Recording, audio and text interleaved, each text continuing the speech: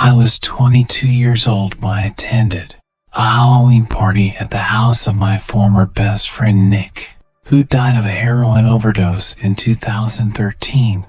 Every year, Halloween parties were held at his house, since his parents regularly flew to New York every year to attend their friend's party. He was always a big fan, obsessed with Halloween, so the whole house was littered with really terrifying props, which we all knew Nick had spent too much on. He even built giant cardboard walls and wallpapered them to create a maze of ghosts. I want this story to get a PG-13 rating, so I'll skip the weed, beer, LSD, and sex and go straight to the part where everything got bad. I admit that we were out of our minds. None of us were. The ones who came to Nick's parties knew what happened to me. Nick and the girl, a few more guys, Vinny, G, Joey, and Q were upstairs, and Nick was smoking a hookah in the room when we heard steady loud bangs coming from below. Nick clumsily, but in a panic, rushed to open the door and see what was happening. There were screams from both boys and girls. I remember quite clearly. It sounded like there was a crowd of people downstairs who were screaming for their lives. We all called Nick to come back and close the door. Even being under the influence of drugs, we all knew what was going on. Nick ran back inside and quickly closed the door, but also quietly locking it behind him. He turned to us with the expression of a man who had just witnessed a murder. That you saw what was happening. We shouted at him. He told us to hide first of all. We all knew why. From that moment on, we didn't ask questions. Nick turned off the light and hid in the closet with Joey, while I hid under the bed with Q, and Vinny G hid in the storage drawer. We heard the loud music turn off downstairs music, and then an adult man shouted for everyone to shut up. One unfortunate girl let out a scream of shock and fear, and after another explosion there was silence. The man started shouting at everyone again, but personally I didn't hear it too well, and certainly, damn it, I wouldn't remember exactly what he was shouting. By this time, we heard the screams of two other men. It was confirmed that there were 3 intruders in the house, but as far as we knew, there could have been more. At that moment, we heard the sound of boots coming up the stairs and then walking halfway down the hallway and stopping in front of the bedroom door. The door tried to turn the door handle, but when he realized that it was locked, he began pounding on the door, most likely with his shoulder. After several unsuccessful attempts, the sound of several blows on the door handle was enough to break the lock, allowing the door to swing open. We heard screams from below after shots were fired at the door handle, followed by silence and a shot. Nick and I put our hands over our mouths to muffle the noise of our breathing. I watched through the transparent fabric hanging from the foot of Nick's bed as black shoes with ripped jeans instinctively moved towards the closet that he was holding in his hands. When I opened the door, I heard Nick begging the uninvited guests not to kill him, offering a generous amount of money if they left. Nick impersonated the owner of the house, and then the uninvited guest ordered him to go downstairs. The rest of us, he stayed where he was. Obviously, Joey wasn't caught with Nick. He stayed under the bed, trembling with fear. There was almost complete silence from downstairs, except that Nick was talking to the intruders. But whatever they were saying was too quiet for us to hear, running back upstairs to tell us they were gone. I think the most terrifying moment of my life was when I went downstairs, back to the living room, and saw 2 dead bodies lying lifeless on the ground, with holes in their bodies. the heads spewing blood of Jen and Robbie, two good friends that I still miss.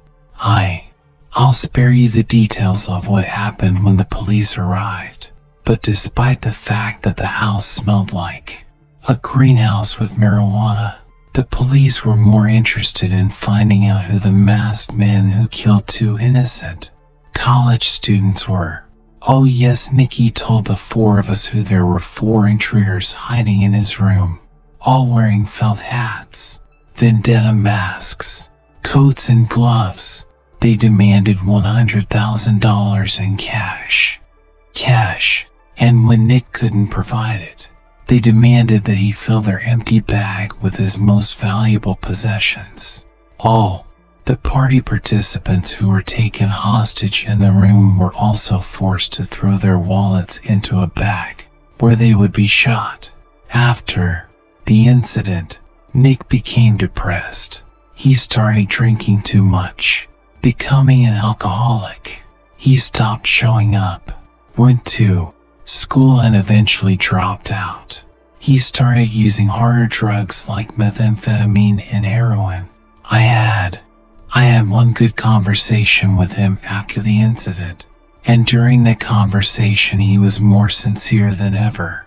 He told me with tears rolling down his cheeks and a pipe in his hand, he lived in constant pain, knowing that he caused the deaths of 2 of his best friends. Nick died of a heroin overdose in July in 2013, less than a year after the incident.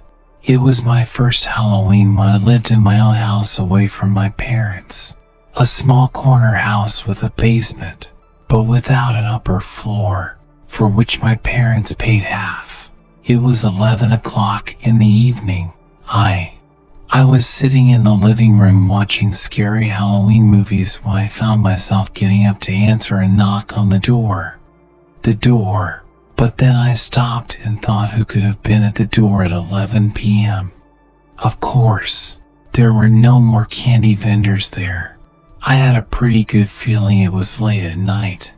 Halloween, ding dong ditcher, so I thought for a second, and then I glanced at the porch through the window. They were already gone. Yes, ding dong ditcher. I sat back down without thinking twice and knocked on the front door again. Get out.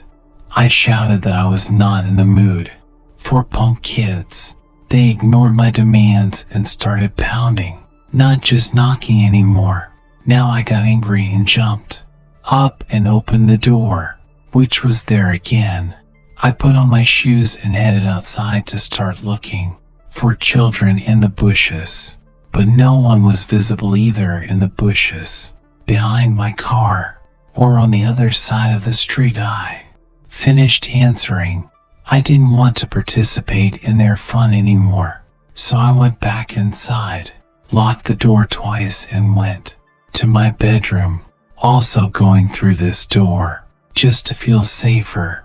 I think, even through on TV, I could still hear the stupid kids banging on my front door all the time. I was so close to calling the police to leave, but it undoubtedly led to the fact that they started throwing eggs at my house or pounding on my head. The pounding lasted an uncomfortably long time, more than half an hour. I thought that these children must be filming something for YouTube and desperately waited for a reaction, but it didn't give them one.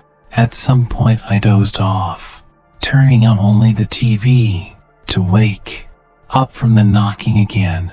I looked at my watch.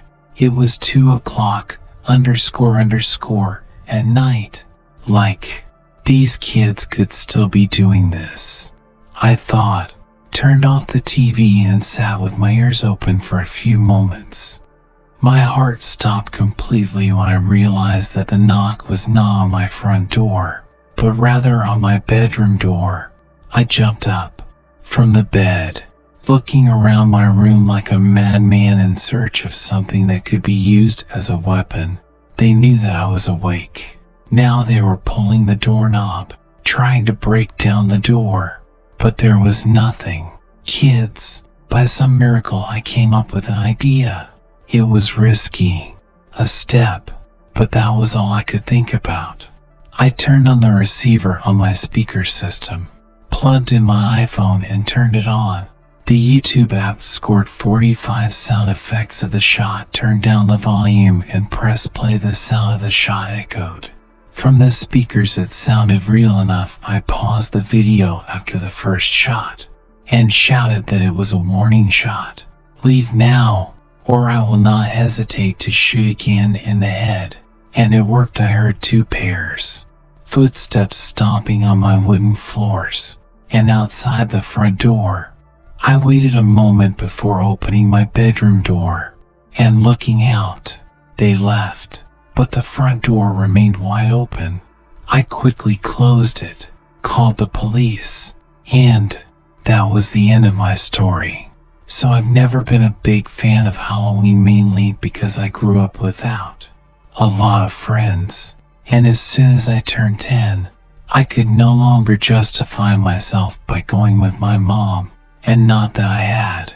There were friends to go out with. So last Halloween I was 14. I really had friends. My little sister, who is only 8. So my mom went with her to get treats. My only really good friend Steve already had plans, and I didn't want to impose. So it didn't seem like I was going to treat this year. I felt like a tiny part of me exploded with happiness inside when my mom asked me to stay at home and give out candy.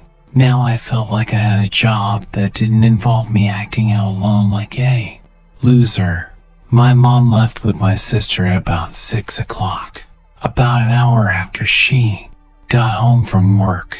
She told me to wait for her to return at about 900, so I was relaxing on the couch in the living room, watching the horror movie marathon on the AMC channel, and from time to time I walked through the door to distribute sweets to the kids, and at that time the phone rang in the kitchen. I remember that the bell was set so loud that I even jumped up. I picked up the phone, and the other end of the line was silent, except for a little shuffling and background noises that you expect when someone holds the phone in their hands. I think I said hello about 5 times before the Jeep abruptly turned 3 points and followed us wherever we were going. At some point the Jeep finally accelerated, drove past us, stopped. The rear and front passenger doors opened, and 2 creepy people got out and rushed at us. We threw our bags of sweets and ran straight to my house, which was in now. We frantically rang the doorbell at least 20 times. The old men who were chasing us couldn't run fast. When they saw us running towards my house, they turned around, back. My mom opened the door, and we screamed and pointed at the Jeep, which was driving off in the other direction. She pushed us inside, locked the door, and called the police. As any crowd would do, she reported a black Jeep with 3 men inside, looking older, hoarse voices, and any other descriptions we gave. My mom was going crazy all night, worried that they knew where we live. Now my father tried to calm her down, but she couldn't calm down. In the end, the police agreed to send an unmarked police car to stand at the entrance and guard for 3 hours, which made my mom feel a little better. But what made us all feel better was when my dad woke us up to see the flashing red and blue lights at the police car, the unmarked car. They stopped an SUV, a black Jeep, and 3 men in handcuffs. 3 old men who tried to kidnap me and Casey. My father went outside to talk to an officer and most likely confirmed that these were the people I was in. Casey went to the door and shouted at the men, demanding their attention. They looked, and we both gave them the middle finger. Then my mom dragged us back in and closed the door, sending us to bed. He went from the worst night of our lives to Ultimately, the best night of our lives. This story happened on Halloween night. I took my 7-year-old daughter Janie. I went for a walk for a few hours, and when we returned, I cooked dinner. We watched TV together, and then I sent her to bed. That night I felt especially tired, so I cleaned myself up and went to bed. Shortly after, my daughter entered the room and told me that there was someone in her closet. I assured her that there was no one in her closet. She should sleep with me, but I once again assured her that she was safe in her room. She reluctantly returned to her own room and closed the door. I made a mental note that if she came back again, I would walk her to her closet and show her that there was no one there. Of course, it was enough for her to come back in 5 minutes. I asked her why she thought there was someone in her closet. She replied that she had heard. Honestly, when she said that, my heart jumped for a second. I walked her to her room and turned on the light. I jokingly asked if there was anyone there. We stood and listened. I didn't expect to hear anything there. It was a thud from the inside. In the closet, I screamed at Jamie to run to the neighbors and call the police, which she did. I opened the door and was shocked to find Randy's neighbor's son sitting on my daughter's Lego box. I grabbed him by the collar of his shirt and pulled him up aggressively. I angrily took him back to his parents' house next door and found Jamie ringing the doorbell. When they answered, I pushed him. He went straight to his father and explained everything. I told him that I would not press charges, but if I ever find him next to my daughter again, everyone would be sorry. If Randy's father, Mark, punched him in the face and then asked me to come inside to give Randy a chance to explain. Jamie and I both went inside. Obviously, while I was taking, Jamie has a sweet tooth. He snuck into our house through an open window and hid in her closet with his friend, Daryl. I asked him if this guy Daryl was still in my house. He said yes. I told Jamie to wait with Mark, and I ran back to my house. And as soon as I entered there, he turned out to be this guy Daryl, even uglier and more suspicious looking than Randy. He had my daughter's underwear in his hands. What I did next was completely in a fatherly rage. I grabbed the little _ by the throat and threw him to the floor, hitting him 4 times in the face, then hesitantly let him get up and leave. The only reason I didn't, I called the police. The police were called because of my close friendship with Mark, but I expressed my point of view very strongly that if they even waved at my daughter again, it would be on the news the next day. When we went back to bed, I let Jamie sleep with me after the incident. She was terrified the next day. In the morning, I found a small drill hole in her closet door. The little sick bastards were spying on my daughter while she was sleeping, and at the same time playing with her underwear.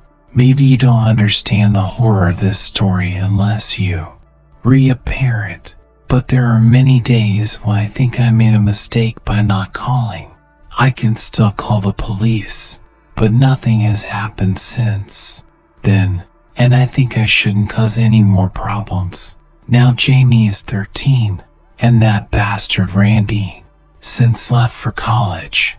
We had just moved into our big new house in Mississauga, Ontario, in an area called Winston Churchill. It was Halloween night, and my parents, my 4 other sisters, my brother and I, who had just finished packing our things in our new bedrooms, and we were talking to each other about leaving our old schools and friends behind. My mom called us to do household chores. I was really tired since it was 11:30 a.m. Treat time. It's been a long time, and we had to do chores. Now it seemed like it would take forever, but when I finished, I decided to go to my bedroom and get some sleep. I heard something like footsteps in the hallway. In the upstairs hallway, thinking it was my brother or sister. I got up to yell at them for bothering me while I was sleeping, but as far as I could tell, there was no one there. I ran out of the basement when my parents, sister and brother were working hard. I asked them all if they were at home, above, and then she replied that no. Now I was very scared, but I had to believe that it was just my imagination and brushed it off as if it had never happened. I went back to my bed, which was now terribly cold. I had to put on a sweater. It was just too cold. I woke up in the middle of the night, around 12:30, after everyone had fallen asleep. I heard a loud knock that seemed to come from my parents' bedroom.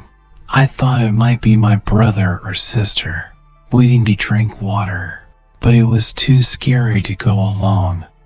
I was wrong. The pleading continued, getting louder by the minute. I couldn't sleep, so I decided to check it out. I went out into the hallway, and believe me, there was no one there when I entered. The knocking seemed to stop.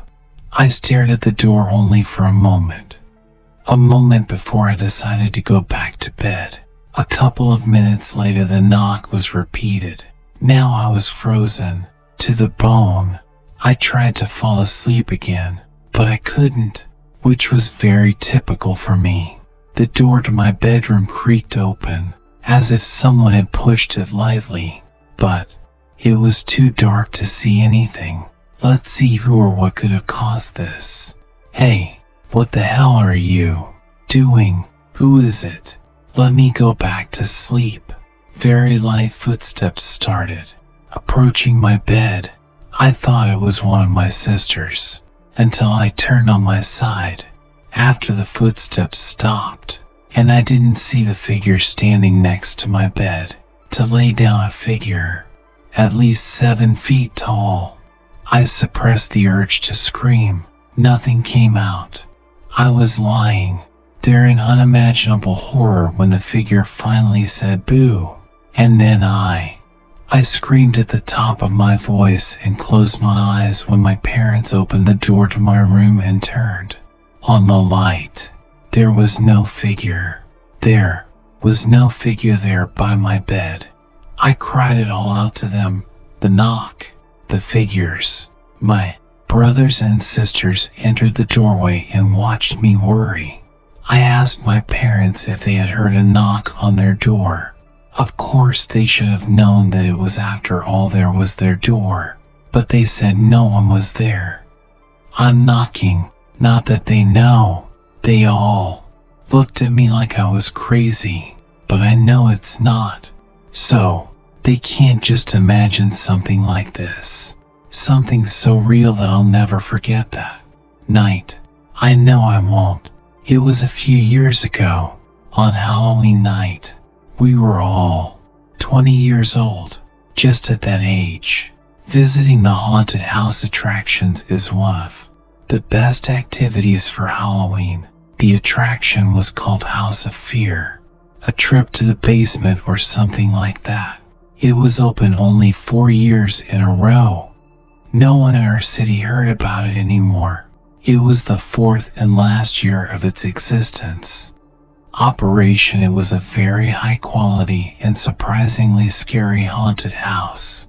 One of the best I've ever been to. It wasn't a guided attraction. It was a group research attraction. In fact, a maze. The only way out of which was to go down to the basement, find one of the keys, then find the exit, and use the found key to unlock the door. It was a very unique haunted house, that's for sure. Unfortunately, it wasn't the best night for us, and you'll soon find out why. We We started with the living room of the house to tell as many details as possible about the room, which had a giant open coffin standing right in the middle of the room. Almost every inch of every corner of the room was covered with very convincing cobwebs. All the furniture was antique and looked dusty. And, of course, there were blood stains on the creaking wooden floor. We knew right away that it would be great to be in this haunted house next time. The room was a dining room,